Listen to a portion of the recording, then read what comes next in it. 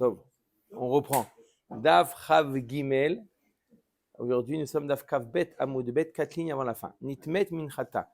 On revient à la femme, on a dit qu'elle amenait la mincha. Elle amenait dans un keli qui était fait en feuilles de palme. D'accord? Un kli médiocre pour montrer ce qu'elle a fait. Le mari prenait la mincha qui était dans ce kli, il la mettait dans un kli charrette. Et là, elle devenait kadosh. Elle nous dit, la Mishnah, qu'est-ce qui se passe? Nitmet minchata chelo kitcha bekli.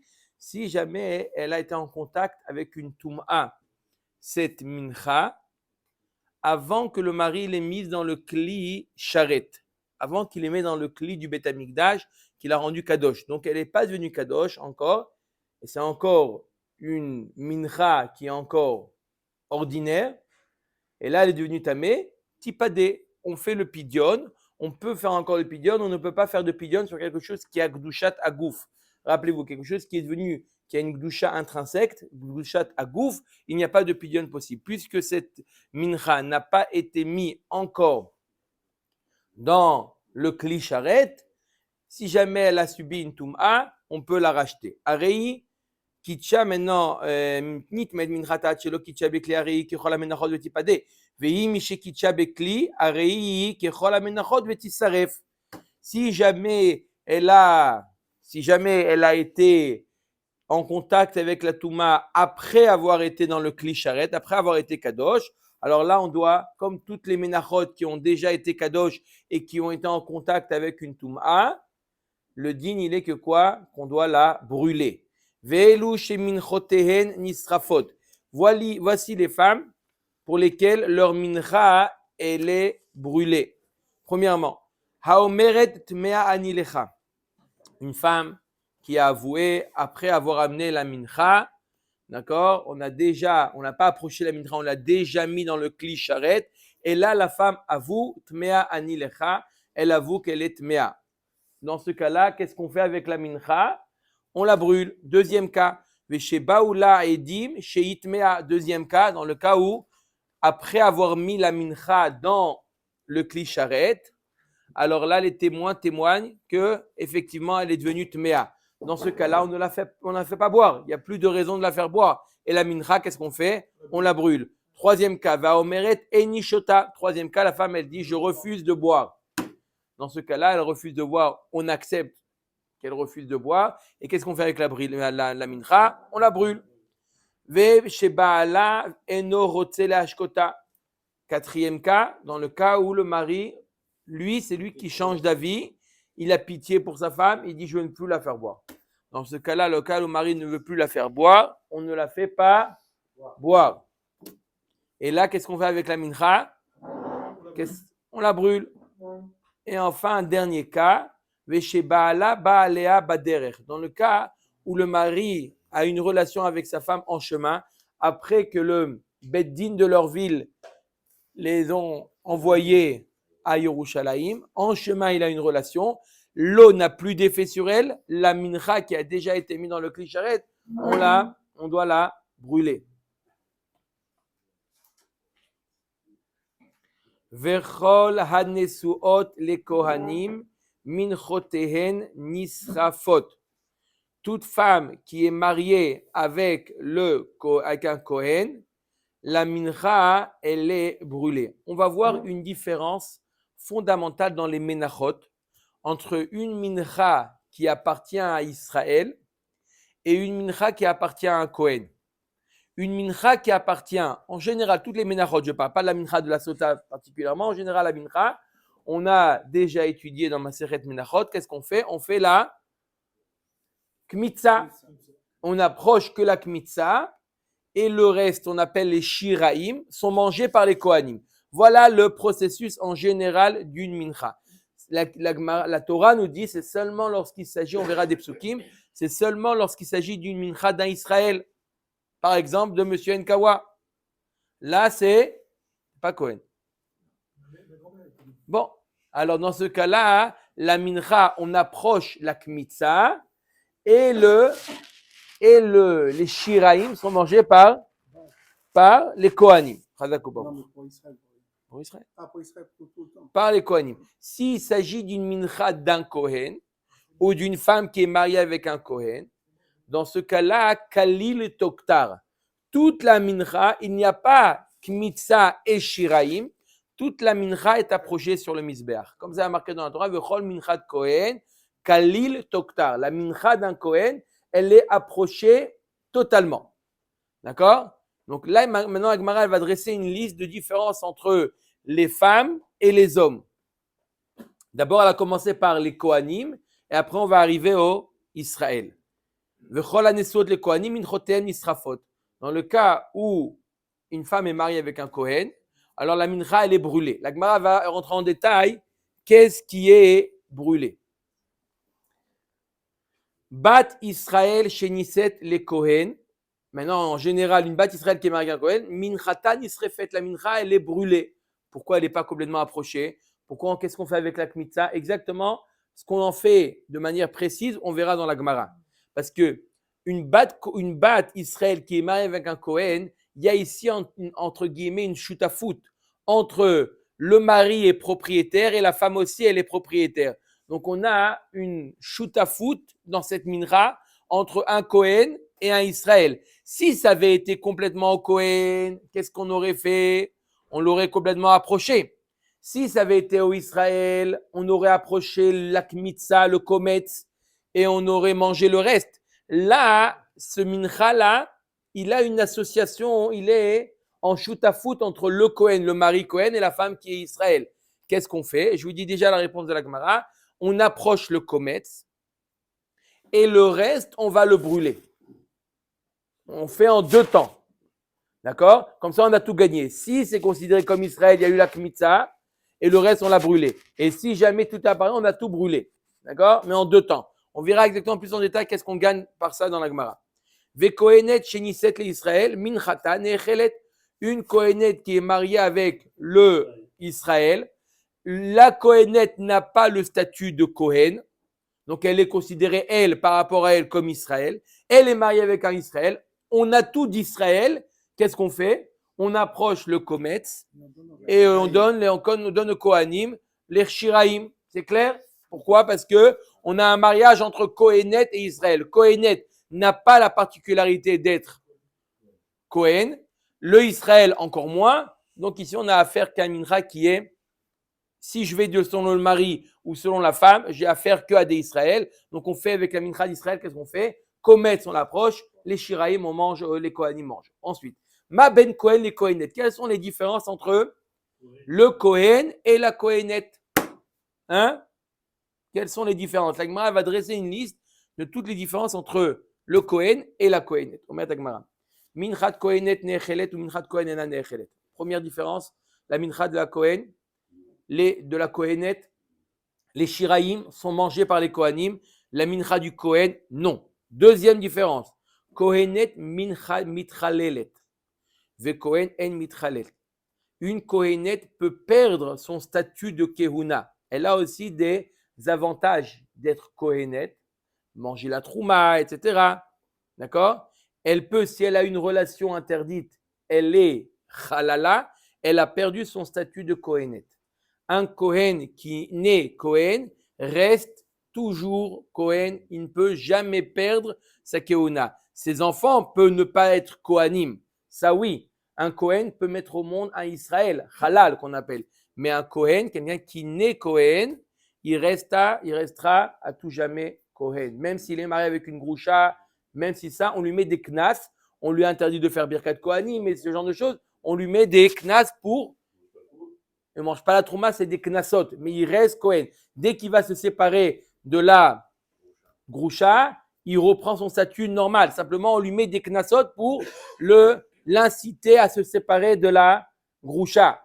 D'accord? Mais un Kohen reste Kohen. Ensuite, parce que c'est quand ses enfants, si jamais il a une relation, depuis la conception, ils sont nés d'une conception interdite. Si un Kohen il s'est marié avec une groucha, d'accord, il a eu un enfant, l'enfant n'est pas Kohen.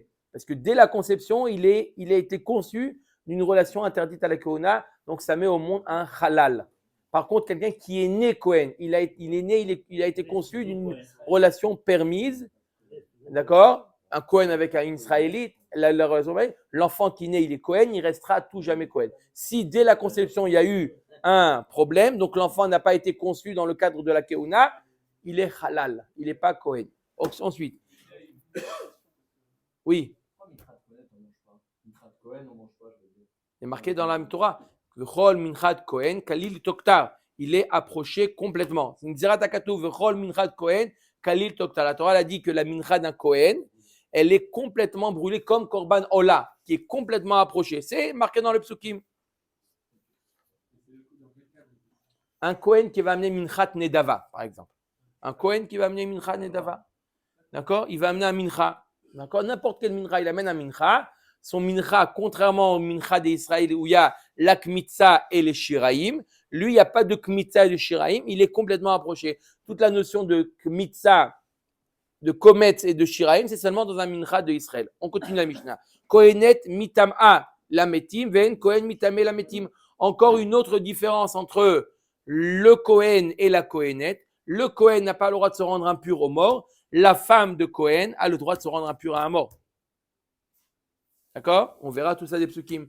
Encore une autre différence. Kohen ochel bekoche kadashim. Ven kohenet ochelet bekoche kadashim. Le Kohen peut manger tout ce qui est les korbanot kodesh kadashim, comme le korban khatat. Le korban khatat, il y a une part qui revient au Kohen. Ça s'appelle kodesh kadashim. Le Kohen peut le manger. Ce qui n'est pas le cas pour la Kohenet. Par contre, pour la Trouma, aussi bien le Kohen et la Kohenet peuvent manger. D'accord? Mais pour les koché kadashim, il y a plusieurs degrés d'aliments kodashim. Il y a kadashim, il y a koché kadashim. Koché kadashim, quel est le din? Le Kohen mange, la femme de Kohen ou la Kohenet ne mange pas. Ensuite, maintenant, on va dresser une liste générale maintenant, plus avec les Kohanim, puisqu'on a commencé à montrer la différence entre le Kohen et la Kohenet. Maintenant, on va montrer la différence entre un homme et une femme chez les Israël. Ma ben ish le isha, aish porea ou forem, ven aisha poraat ou foremet. Un ish, ici on parle d'un metzora. Un metzora doit laisser pousser ses cheveux et doit déchirer ses vêtements. Porea ou forem. Ce qui a marqué dans la Torah, un metzora, il doit laisser pousser les cheveux et il doit se déchirer les vêtements, ce qui n'est pas le cas pour la femme qui est metzora. La femme qui est metzora n'a pas ses dinim. Aish, deuxième différence. Aish madiret beno benazir, ven aisha maderet bena benazir. On a vu déjà dans Maseret Nazir et dans Maseret Nedarim qu'un homme peut décréter que son fils deviendra Nazir. La femme n'a pas ce pouvoir sur son fils. Une autre différence. Non, c'est avec l'accord du mari. Aish megaleach al nezirut aviv. Un homme peut utiliser les korbanot de son père. Si son père avait décidé d'être nazir et est mort, n'a pas approché les korbanot, le fils qui est nazir peut utiliser les korbanot du père qui sont restés libres. On l'a déjà vu ça. Ve'en aisha megalachat al nezirut avia. Une femme, une fille ne peut pas utiliser les korbanot de son père qui était nazir, même si elle-même elle est nazira, elle ne peut pas utiliser les korbanot. Aish mekadesh et bito ve'en aisha mekadesh et bita. Encore une autre différence. Un homme peut marier sa fille, ce qui n'est pas le cas pour la mère. La mère n'a pas ce pouvoir-là. Mineur. Aish mocher et bito ve'en aisha mocheret et bita. Un homme peut vendre sa fille en tant que servante mineure et non pas la mère. La mère ne peut pas vendre sa fille. Aish niskal arum ve'en aisha niskelet aruma. On l'a déjà vu, l'homme, lorsqu'il doit subir la skila, il est nu, ce qui n'est pas le cas pour la femme. Aish nitle ve'en aisha nitlet. L'homme, il est pendu. Après la skila, l'homme, on le pend. Ce qui n'est pas le cas pour la femme. Aish nimkar bignevato ve'en aisha nimkeret bignevata. Un homme qui a volé et qui n'a pas de quoi rembourser, on le vend. D'où le sujet à Eved Ivri. On le vend. D'accord.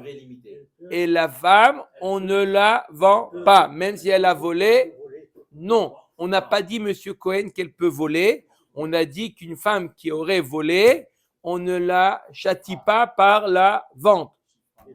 Non, ça n'existe pas de chifra ivrite. Il y a Ama Ivria, ça existe Ama Ivria, mais c'est quoi ce cas? C'est le cas où le père l'a vendu. Le père peut vendre sa fille, mais une fille qui a volé, elle n'est pas vendue. Omer et Akmara, Tanu Rabanan. Non, il vend la fille elle-même. Tanu Rabanan. Kol Hanesuot Lekeuna Minchotehen Nisrafot. Alors, Rabotai, une petite akdama qu'on a déjà dit, mais je la répète, ça va nous aider. C'est que un Israël qui amène mincha nedava, mincha trotté, peu importe quel mincha il amène. Qu'est-ce qu'on fait à la mincha? Kmitza, on approche le kometz et les shiraim sont mangés par les kohanim. Voilà le processus pour une mincha d'un Israël. Mincha d'un kohen qui amène un kohen, il va amener un mincha trotté, mincha nedava, il va amener un mincha. La mincha, elle est complètement kalil toktar, elle est totalement approchée sur le misbéa. Le sujet maintenant, d'accord? Le sujet, en quelques lignes, c'est quel est le statut d'une mincha, d'une femme qui est mariée avec un Kohen. La femme qui est mariée avec un Kohen. Si c'était un Kohen, on connaît la solution. Si c'était un Israël, on connaît la solution. Là, c'est la mincha d'une femme Israël ou Kohénette, peu importe, parce que Kohénette, ça n'a aucun incidence, qui est mariée avec un Kohen. On lui donne le statut de la mincha d'un Kohen ou la mincha de Israël. On est un peu embêté, puisqu'il y a ici comme une sorte de shoot à foot. Il y a le mari qui est Kohen et c'est à lui, c'est de son argent qu'elle a payé la mincha. D'un autre côté, elle est propriétaire. Qu'est-ce qu'on fait avec la mincha? Nous dit la Braïta, Kol hanesuot lekeuna minchoteen nisrafot. Ketzad, on les brûle.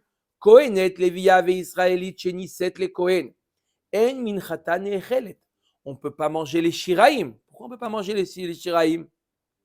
Mipene sheyesh lo chelek ba. Le mari, il a une partie du Kohen, de la mincha. Dès que le mari qui est Kohen, il a une partie, la Torah nous dit Kalil Toktar. Il doit être complètement approché, il n'est pas mangé. Ve'ena ola Kalil, mipene sheyesh la chelek ba. D'un autre côté, elle ne peut pas complètement être approchée parce qu'elle aussi, elle a une part dans cette mincha-là. On est un peu embêté. Et là, akometz karev beatzmo, ve'ashiraim krevin beatzman. On fait la krava de ce mincha en deux temps. On approche, on fait la kmitza, on approche la mincha, on approche là le kometz, et ensuite le reste, on ne le mange pas, hein, on l'approche, on le fait en deux temps. Comme ça, s'il est considéré comme Israël, on a fait la kmitza, et si c'est considéré comme Kohen, on a tout approché. La Gemara demande, mais ça ne me plaît pas. Ça ne plaît pas à la Gemara, ça. Pourquoi? Ikrekan, kol sheu mimenu laishim, areu bebal taktiru. Il y a un lave de la Torah qu'une fois quelque chose qui a été approché, on ne peut pas approcher les shiraim. Donc, c'est vrai qu'on ne peut pas les manger, mais comment tu peux approcher les shiraim? Un mincha qui a déjà été réalisé, qui a déjà été approché sur le misbéar, on ne peut surtout pas approcher les restes sur le misbéar. Donc, si tu considères qu'elle est peut-être la mincha d'un Israël, parce que la femme, elle est Israël, qu'est-ce qu'on va faire? On approche la kmitza. Ok, dès que tu as approché la kmitza, tu peux plus faire approcher le reste en deuxième temps. Donc, tu as un problème. Omer Tagmara, Amar Yehuda Bere de Rabbi Shimon ben Pazi, de Masikleu le Shum Etzim ke Rabbi Eliezer. On approche la deuxième partie, c'est-à-dire ce qu'on appelle les shiraim, on les approche en tant que etzim. J'approche pas en tant que mincha, en tant que j'ai le droit d'approcher des etzim, du bois sur le misbéach. J'approche les shiraim, pas en tant que korban, en tant que combustible. J'ai le droit d'amener des combustibles sur le misbéach. Donc, je ne vois plus ça comme un mincha, je vois ça comme un combustible. Alors, je fais un tnaï. Si jamais je fais un tnaï, si jamais c'est considéré comme Israël, alors c'est etzim, c'est du bois. Et si c'est Kohen, j'ai pas fini d'approcher la mincha, je l'approche en tant que korban, comme une sorte de tnaï comme ça. La mincha, c'est pas du bois, c'est de la farine. Voilà. Détania Rabbi Eliezer Omer, les reach nichoach iata maale, avalata maale ou les shum etzim. Ce qui est interdit, c'est de l'approcher en tant que korban. Les reach nichoach. Mais si je l'approche en tant que etzim, en tant que combustible, il n'y a pas de problème. Anicha le Rabbi Eliezer de itle haizvara. La Gemara nous dit, je comprends d'après Rabbi Eliezer. Ça marche parce que d'après Rabbi Eliezer, je peux approcher les shiraïm en tant que quoi? En tant que etzim, d'après Rabbi Eliezer. Et là, les rabbanan delet leo haizvara maïka les memar. La question revient d'après Chachamim qui ne sont pas d'accord avec Rabbi Eliezer. Comment on va l'approcher? De avdi leu ke Rabbi Elazar be Rabbi Shimon. Netanya Rabbi Elazar be Rabbi Shimon, Omer hakometz karev be'atzmo, ve'ashiraim mitpazrim al bet adeshen. Il nous dit, Chachamim, qu'est-ce qu'on fait? Dans ce cas-là, on amène le kometz. Encore une fois, je répète, la problématique, c'est qu'on a affaire ici à une mincha où il y a deux personnes qui sont propriétaires. Il y a le Kohen et il y a la femme qui est Israël. Alors, qu'est-ce qu'on fait? D'après Chachamim, on ne peut pas approcher les Shem Etzim. Qu'est-ce qu'on fait? On approche le kometz sur le misbéach. On approche le kometz sur le misbéach. Et le reste, les shiraïm, on les jette bevet adeshen. C'était un endroit où il y avait toutes les cendres et on le jette là-bas, le reste. D'un côté, on ne peut pas l'approcher sur le misbéach, puisqu'on a dit qu'on a un lave de la Torah. Une fois que le korban a déjà été approché, on ne peut plus amener le reste. D'un autre côté, on ne peut pas le manger parce que c'est la mincha d'un Kohen. On les jette dans ce qu'on appelle le bet adeshen. La hobby c'est brûlé, mais pas sur le misbéach. Va fil ou rabbanan obliga ale de Rabbi Elazar be Rabbi Shimon ela be minchat chote shel kohanim de bat akravai aval beha afilu rabbanan modu. Même Chachamim qui sont pas d'accord avec Rabbi Elazar be Rabbi Shimon de le jeter bevet adeshen, c'est la mincha d'un Kohen qu'on peut approcher, mais c'est là qu'on ne peut pas approcher. Pourquoi on peut pas approcher? Parce que il y a choliot que c'est la mincha d'un Israël et dès qu'on a approché le kometz, on ne peut plus approcher le reste. Alors dans ce cas-là, tout le monde sera d'accord qu'on prend le reste et on le jette bébête à déchets dans l'endroit où il y a les cendres. Comme ça, ni on l'a approché, ni on l'a mangé et comme ça, c'est la solution. Ensuite, on a vu dans la Mishnah, Bat Israël anesua vechoulé. On a vu une Bat Israël anesua les Kohen. Alors, sa mincha, elle est brûlée, comme on vient d'expliquer. Maïta amad amarkra, vechol minchat kohen kalil toktiye, lo teachel. Voilà, ce qui a marqué, vechol minchat kohen kalil tiye, devra être complètement approché, lo teachel. Lo teachel, elle n'est pas mangée. La Gemara, elle est médailleket, il y a marqué dans le pasuk kohen, velo kohenet. Voilà, on apprend que même une femme de Kohen qui est mariée avec un Kohen, on peut dire, ah bah ça, tout est bien. Du côté du mari, il est Kohen, du côté de la femme, elle est Kohenette. Une femme Kohenette, à ce niveau-là, pas à tous les niveaux, mais à ce niveau-là, elle a le même statut qu'une Israélite. D'accord? Il faut savoir qu'une femme de Kohen, pas dans tout, elle a les avantages de Kohen. Comme on a vu, je donne un exemple très fréquent, une femme de Kohen a le droit de rentrer au cimetière. Comme on va voir tout de suite des psukim. Donc, une femme de Kohen, elle n'a pas tous les dinim des Kohanim. Une des différences, c'est ce qu'on vient de voir. La mincha d'un Kohen, il est complètement approché. La mincha d'une Kohenette n'est pas complètement approchée. Elle est approchée comme la mincha d'un Israël, c'est-à-dire Kometz et Shiraim.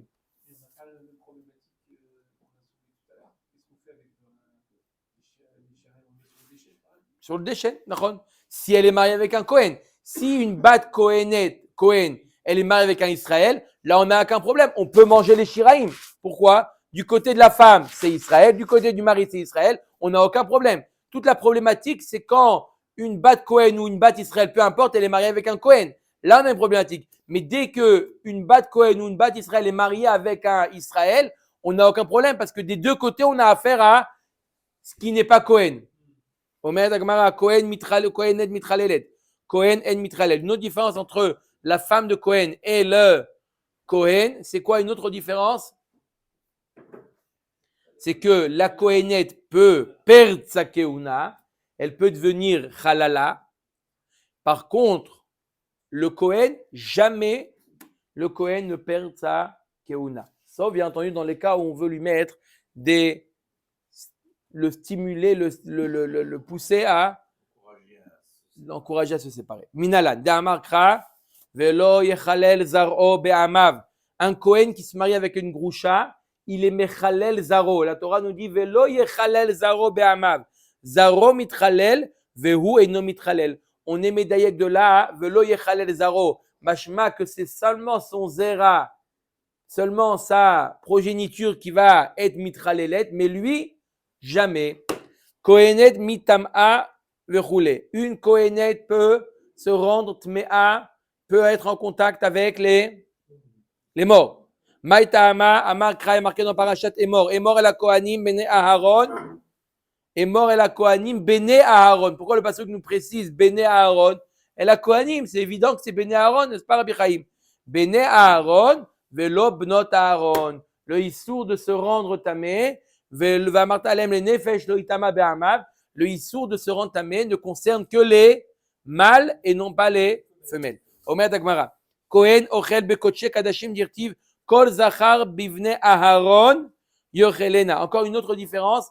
Qui est-ce qui peut manger un korban khatat? Korban khatat, il y a une partie qui revient en Kohen. Est-ce que le mari Kohen peut amener à sa femme une part du khatat? Non. Le khatat, hacham, sont mangés uniquement par les Kohen mâles et non pas femelles. Comme il y a marqué dans le pasuk, Kol zachar bivne Aharon yochelena. Oui. Ça se mange qu'à l'intérieur du Beth Et aussi, bien entendu, d'accord, j'hésitais à le préciser ou pas, mais si ça a été précisé, bien entendu, il y a aussi les corbanotes ont des gvoulot. On ne peut pas non plus, d'accord, on n'a pas le droit en dehors du Beth Amikdash de manger. Donc même si sa femme viendrait au Beth Amikdash, il ne pourrait pas la manger. Uma ben ish vechoulé. Quelle différence maintenant entre les hommes et les femmes chez les Israël? Tanoura Rabbanan, on a dit que première différence, le din de laisser pousser pour un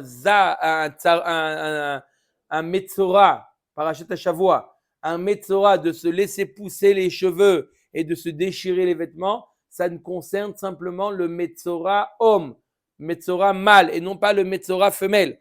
D'où on sait Tanoura Rabbanan ish, il y a marqué dans le pasuk ish, el niela ish, isha minaï, d'où je sais qu'une femme aussi peut devenir Metzorat, Keshehu Omer, Ve'atzarua Asherbo, Arekan Shnaim.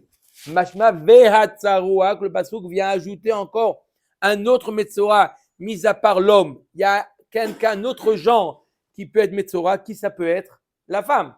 Donc la femme peut devenir Metzora. Arekan Shnaim, Imken Matalmud Lomar Ish, Leinyan Shelemata, Ish Porea Vechule. Pourquoi la Torah te dit Ish? On va lire la paracha. On va lire Ish. Pourquoi la Torah nous dit Ish? Pas pour le din, pas pour le fait d'être Metzora. La femme aussi peut devenir Metzorat, mais pour le din de laisser ses cheveux pousser et déchirer ses vêtements. Dans ce cas-là, ça ne concerne que l'homme et non pas la femme. Donc faites attention à Kriyat Torah. Quand vous allez voir Ish, c'est pour exclure la femme et pas de la tzarat. De quoi? Des dinim du Metzora à propos des cheveux et des habits. On continue. D'accord? Que là, bien entendu, puisqu'il n'y a pas le din de Aish, Madir et Beno Benazir, Ben Aisha, Madir et Bena Benazir. Une autre différence entre l'homme et la femme. Un homme peut décréter que son fils devient Nazir lorsqu'il est mineur, mais la femme, la maman, non. Amar Rabbi Yochanan, Alachai Benazir. On l'apprend d'où on le sait? C'est marqué dans la Torah chez Birtav? Non, c'est Halakha le Moshe Misinaï. Une autre différence. Aïsh megalach anezirut avi ve'en aïcha megalachat anezirut avia. Une autre différence. Le mari, un homme, peut utiliser les corbanotes que son père lui a légués. Si le père était nazir, il n'a pas approché les corbanotes, il est mort avant d'approcher. Le fils qui est lui-même nazir peut utiliser déjà ces corbanotes, mais une fille ne peut pas utiliser les corbanotes de son père. D'où on le sait, Amar Rabbi Yochanan halacha ibn nazir.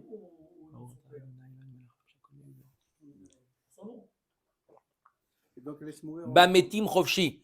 Dès que le père il est mort, il est plus chayav de rien de quoi que ce soit. Il approche en son nom, pour lui, pour sa nézirut à lui. Et la fille laisse mourir les animaux. Là. Oui, on a vu, ça dépend quel accord on a vu. On a déjà vu dans Maseret Nazir, qu'est-ce qu'on fait avec les animaux? Il y en a 3. Qu'est-ce qu'on fait? Est-ce qu'on laisse mourir? Est-ce qu'on attend qu'il y ait un moum? Est-ce qu'on peut l'approcher en tant que Nedava? Là, on peut approcher en tant que Nedava. Qu'on fait Maseret Nazir? Aïsh mekadesh et bito, ven aïcha mekadesh et bita. Encore une autre différence, l'homme peut être mekadesh, peut réserver sa fille à un homme avec des kiddushin, mais la mère ne peut pas le faire. Dirtiv, et biti datati laïsh azé. On apprend de là que l'homme, le père, a la possibilité et non pas la mère. Aish mocher et bito, ven aisha mocher et bita. Une autre différence, le père peut vendre sa fille en tant que ama ivria et non pas la mère. Dirtiv, vechi imkor ish et bito. Le père et non pas la mère. Une autre différence, aish niskal arum. L'homme, on le lapide nu, ce qui n'est pas le cas de la femme. Maïtama veragemu oto. Ça veut dire quoi oto? Et on va le lapider. Lui, mai oto, il est maoto velota. Si tu dis qu'on le lapide lui et pas elle, que elle n'est pas passible de lapidation, c'est faux. Ou avait activé otseta et aisha ou aisha. Voilà, pourtant il y a marqué dans le pasouk, dans le cas de Avodazara, qu'on devra sortir l'homme ou la femme pour les lapider. Donc ça veut dire quoi? Veragmu oto. Pourquoi oto et velo ota? Et là, oto beloksuto, velo ota beloksuta. Oto, ça veut dire quoi le mot oto? Lui à l'état naturel. C'est quoi lui à l'état naturel? Sans habit. C'est ça oto. Oto.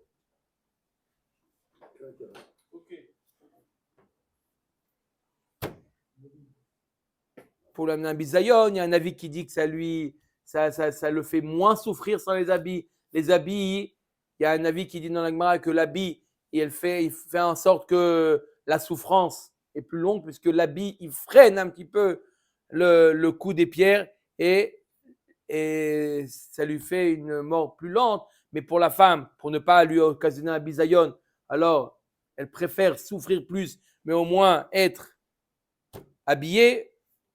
D'accord? C'est une sugya. Aish nitle vechoule.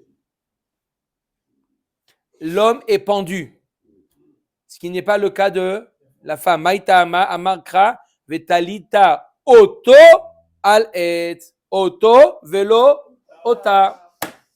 Ensuite, dernière halacha qu'on a vu dans la Mishnah. Aish nimkar bignevato ven aisha nimkeret bignevata. L'homme, on le vend. N'est-ce pas? L'homme, on le vend si jamais il a volé en tant que Eved ivri, et ce qui n'est pas le cas pour la femme qui a volé. D'où on le sait, Maïtama Makra, Venimkar bignevato velo bignevata, Adran alach haya notel. Baruch Adonai Le'olam. Amen.